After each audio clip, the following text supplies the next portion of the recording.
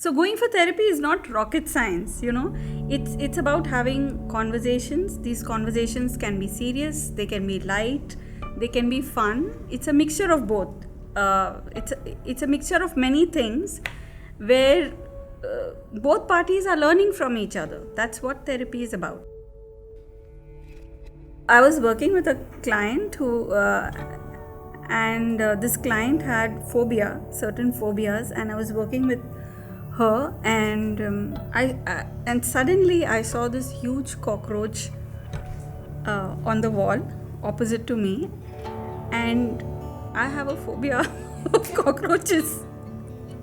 So as this client was narrating, I literally froze. I screamed and ran out of the room. And the client didn't realize what was happening. She looked behind.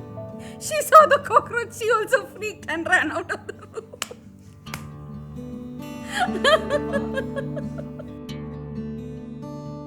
One of the biggest challenges that I face is working around the stigma. People come in with preconceived ideas about counseling. Some of them think there's something wrong with them. They're not okay if they need therapy. To break the stigma is one of the biggest challenges that I face.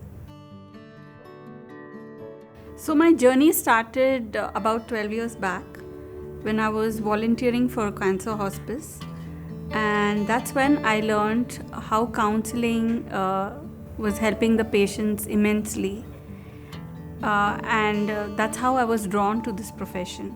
So I had my prejudice with sexuality, and in the initial years of my practice, I would refrain from clients who had certain sexuality issues because I had my own contaminations, my own prejudices, and over the years I've worked through them.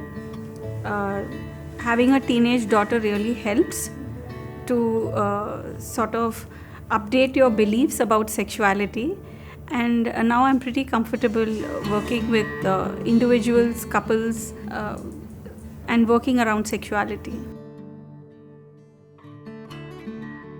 It's a pleasure working with Anna.